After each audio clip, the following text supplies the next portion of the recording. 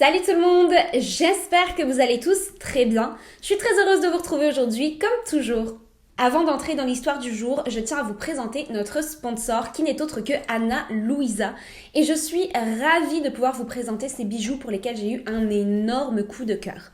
Je porte justement actuellement une paire de leurs boucles d'oreilles. Alors je suis pas sûre qu'on verra très bien, donc je vous mettrai très certainement une photo pour vous montrer. D'un côté, dans le fond, vous avez une dague et de l'autre côté, vous avez quelque chose qui ressemble à des petites gouttes. Moi j'appelle ça des gouttes de sang, je trouve, dans mon interprétation personnelle, en tout cas, on dirait des petites gouttes de sang. Ça va très bien avec le thème de notre chaîne, donc on va dire que c'est une dague et des gouttes de sang.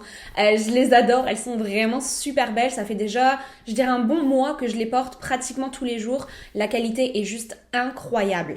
Ana Luisa est donc une marque de bijoux, mais qui ne fait pas que des boucles d'oreilles, mais aussi des colliers, des bracelets, des bagues et j'en passe. Il y a vraiment un large choix, peu importe votre style ou vos goûts personnels. Je suis pas mal sûre que sur leur site, vous allez trouver quelque chose qui vous plaît. En plus de ça, leurs bijoux sont entièrement recyclés et sont neutres en carbone, ce qui est un plus au niveau écologique. Leurs bijoux, en plus de cela, sont faits à partir de matériaux nobles, ce qui les rend bien plus résistants. Et avant d'être mis en vente, ils passent par une large quantité de tests pour assurer leur résistance et leur qualité. En plus de créer des pièces absolument uniques en leur genre, ils reversent une partie de leurs bénéfices à une association qui lutte pour la réduction du carbone et sont aussi très actifs au niveau écologique. Donc en plus de vous faire plaisir, vous faites du bien à la planète. C'est pas génial ? On se retrouve donc sur le site de Ana Luisa où vous allez en plus pouvoir bénéficier d'un 20% de rabais. Vous pourrez trouver le lien en description juste ici. Un énorme merci à Ana Luisa de contribuer à cette vidéo. Et maintenant, place à notre histoire du jour. L'affaire d'aujourd'hui est plutôt courte. Sachez-le, ça ne va pas être une très longue vidéo, mais malgré tout, j'avais très envie de vous la partager car cette affaire est très peu connue, ou en tout cas moi, je n'en avais jamais entendu parler précédemment, et je la trouve extrêmement triste. Je tiens aussi à m'excuser dans la prononciation des noms et des villes, car cette histoire se passe en Pologne, donc ça va être compliqué. Ça va être très compliqué. Mais je vais faire de mon mieux. C'est ça. Soyez patients avec moi. Petit trigger warning aussi, car cette affaire est quand même assez intense. On va parler de démembrage et de meurtre plutôt graphique. Donc sachez-le, préparez-vous mentalement. Sachez que si vous avez un petit cœur sensible, je vous recommande très fortement de vous abstenir de regarder cette vidéo. Mais par contre, si vous avez l'estomac bien accroché, installez-vous confortablement car on va commencer.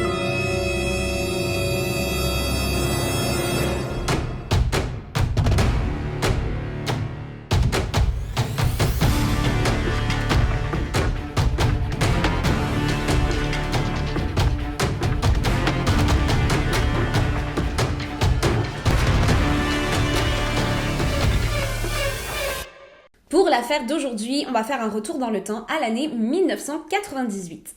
Katarzyna Zawada, une jeune femme de 23 ans originaire de Cracovie en Pologne, commence à étudier la religion à l'université de Jagiellonian, située elle-même à Cracovie, non loin de chez elle. Très peu de choses sont connues sur la jeunesse de Katarzyna. Tout ce qu'on sait, c'est qu'elle était une jeune fille très solitaire qui n'avait presque pas d'amis, voire même aucun ami du tout. Même à l'université, elle était connue pour toujours s'asseoir et manger toute seule et ne jamais se mêler aux autres étudiants. Le peu de personnes qui la connaissent réellement la décrivent comme quelqu'un d'extrêmement triste, qui a beaucoup de mal à exprimer sa joie. En 1996, alors qu'elle est âgée de 21 ans, le père de cette dernière perd la vie, ce qui sera pour elle le début d'une période extrêmement sombre et de dépression très intense. C'est à ce moment-là qu'elle commence à s'isoler du reste du monde. Elle avait des pensées extrêmement sombres à cette époque et se retrouve complètement perdue, aussi bien dans sa vie personnelle que dans ses études, dont elle changera de domaine à plusieurs reprises.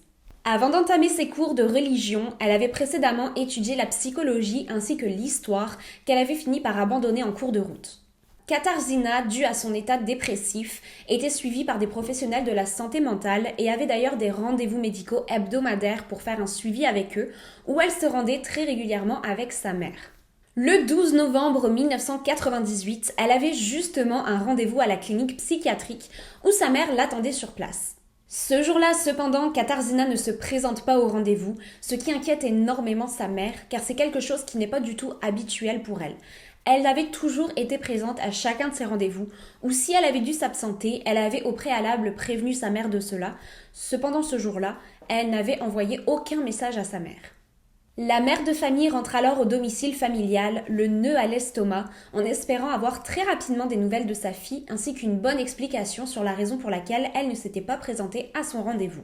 Les heures passent et les parents de Katarzyna commencent tout doucement à désespérer de n'avoir aucune nouvelle de leur fille, surtout que cette dernière vivait à ce moment-là encore sous leur toit et avait pour habitude de rentrer tous les jours de l'école pratiquement à la même heure.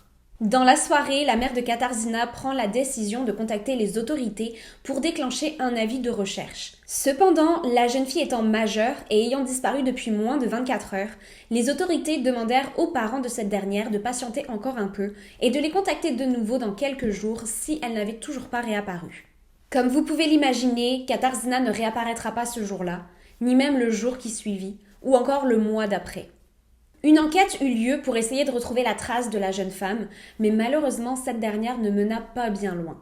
J'ai pas trouvé énormément de détails sur l'enquête en question, la seule chose que je sais par contre c'est que les premiers indices ne seront pas retrouvés avant le 6 janvier 1999, soit 2 mois après la disparition de Katarzyna. Ce jour-là, un bateau remorqueur qui traversait le Vistula se trouve être la plus longue rivière de Pologne, se retrouve en panne subitement. L'hélice du bateau était bloquée, ce qui était quelque chose de plutôt commun dans le coin. Il arrivait très régulièrement que des morceaux de plastique jetés à l'eau ou des branches d'arbres se coincent dedans. Il n'y avait donc rien d'anormal jusque-là pour les membres de l'équipage.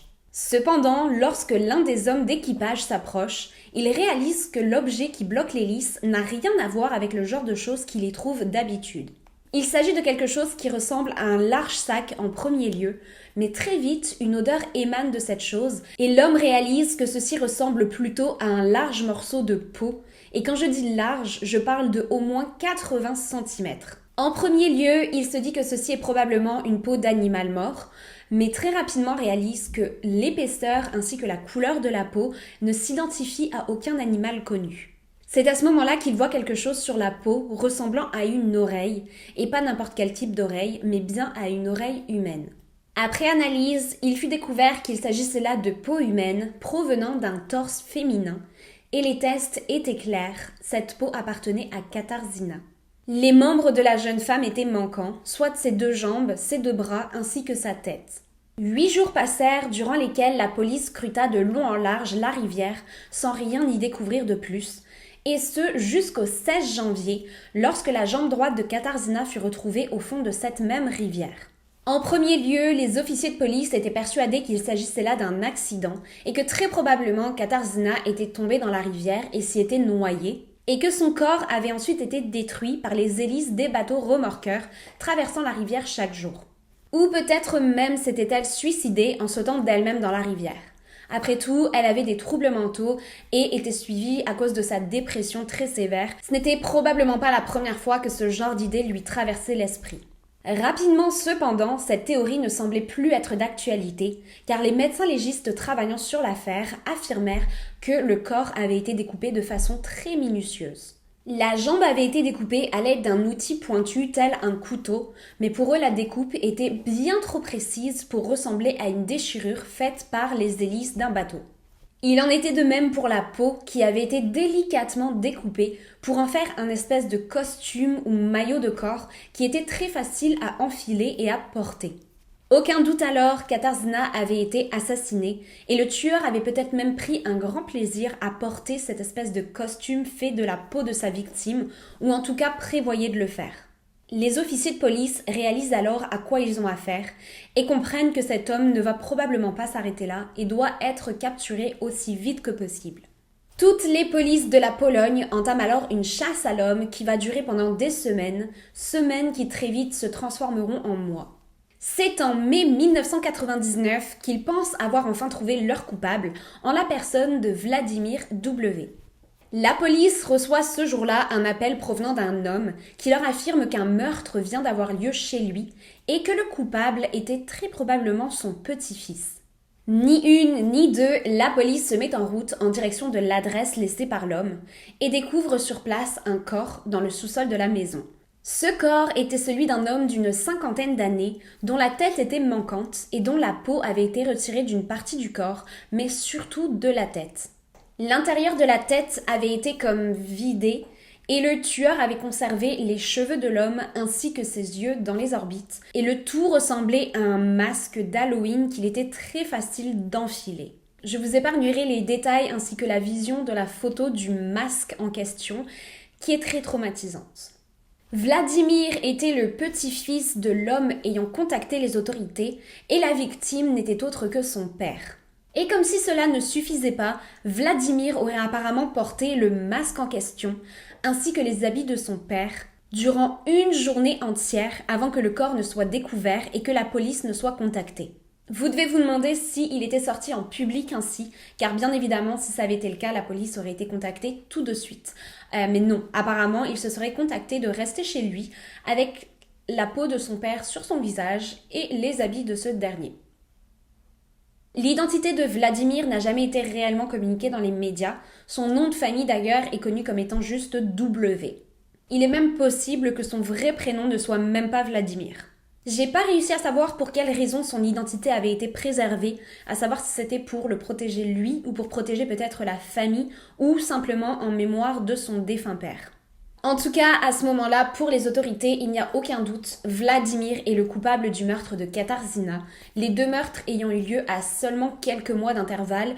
Et on va pas se mentir, cette façon de tuer et de porter la peau de ses victimes à la headgain, c'est quelque chose qui n'est pas très courant, surtout que les meurtres ont eu lieu pratiquement au même endroit. Les policiers se mirent même à penser que Vladimir était peut-être un grand fan du film Le Seigneur des Agneaux et s'en était inspiré pour réaliser ses crimes. Les policiers tentèrent donc de relier Vladimir au meurtre de Katarzyna, mais ne furent pas en capacité de réunir assez d'indices prouvant son implication dans le meurtre. Vladimir lui-même nia avoir quoi que ce soit à voir dans la mort de Katarzyna, mais avoua cependant être 100% responsable en ce qui concerne son père. N'étant donc pas capable de le lier au meurtre de Katarzyna, Vladimir se vit cependant chargé de 25 ans derrière les barreaux pour le meurtre de son père. Les recherches continuèrent alors de plus belle, et après avoir éliminé tous les possibles suspects dans la liste des personnes proches de Katarzyna, tels que ses amis, sa famille ou ses possibles petits-amis, les policiers décidèrent de passer au travers de la liste des tueurs ayant été libérés de prison et étant connus pour avoir retiré la peau de leurs victimes. Cependant, ceci ne résulta en rien de positif, car tout d'abord, la liste était extrêmement courte. En plus de cela, le peu de suspects potentiels étaient soit décédés, soit dans un état de santé ne leur permettant pas de réaliser un tel crime. La police ne désespère pas pour autant et continue ses recherches. Mais au fil des années et par manque d'avancée, l'affaire Katarzyna Zowada finit tout doucement par tomber dans l'oubli. En 2012, cependant, les recherches ADN devinrent plus poussées et de nouveaux tests furent réalisés sur la peau et les membres de Katarzyna dans l'espoir que de nouveaux indices soient découverts. Une plante aquatique fut retrouvée sur l'un des morceaux de vêtements de la victime, leur permettant d'identifier l'endroit où le meurtre avait pris place.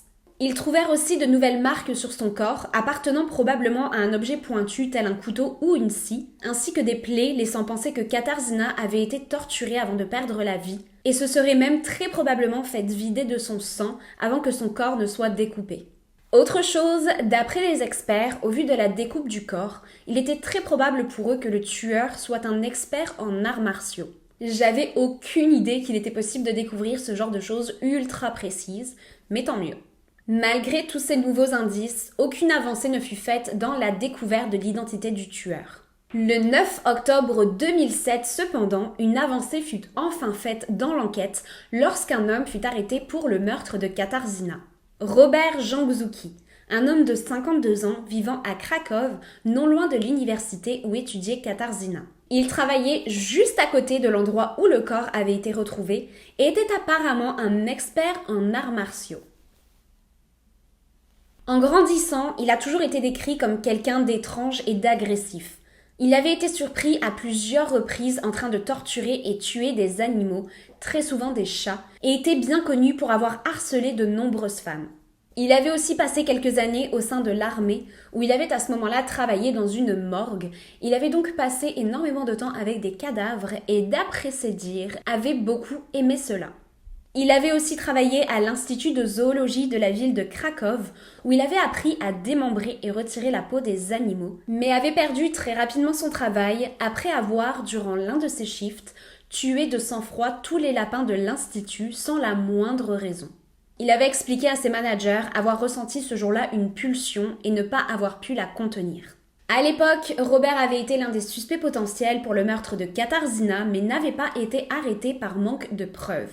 La police avait cependant gardé un œil sur lui car ils étaient persuadés qu'ils entendraient de nouveau parler de Robert d'une manière ou d'une autre. Ce fameux jour d'octobre 2017, le bureau de police de Cracovie reçoit une lettre écrite de la part d'un des amis de Robert dans laquelle il affirme que ce dernier lui aurait avoué le meurtre de Katarzyna. Les détails de la lettre ont été gardés confidentiels, mais Robert aurait apparemment partagé à son ami des détails troublants concernant le meurtre, des détails même qui n'avaient jamais été partagés dans les médias. L'appartement de Robert fut entièrement fouillé et des traces de sang furent retrouvées dans la salle de bain et notamment dans la baignoire. Il ne fut jamais découvert si le sang en question appartenait à Katarzyna, mais dans tous les cas, ceci semblerait plutôt étrange, car le meurtre avait eu lieu 13 ans auparavant. Ou alors, Robert n'était vraiment pas un pro du ménage. Lors de son arrestation, il nia en bloc avoir quoi que ce soit à voir dans la mort de Katarzyna et affirma n'avoir même jamais croisé le chemin de la jeune fille.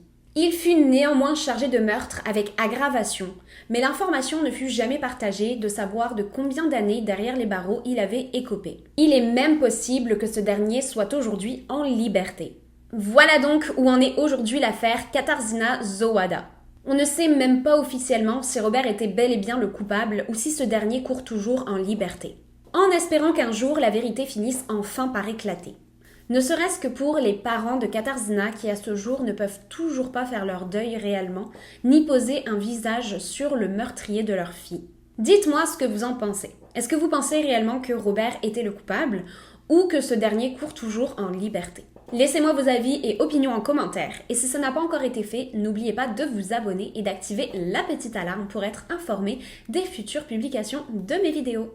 Un énorme merci encore à Ana Luisa d'avoir sponsorisé cette vidéo et n'oubliez pas de cliquer sur le lien se trouvant en description pour en découvrir un peu plus sur la marque et sur leurs bijoux.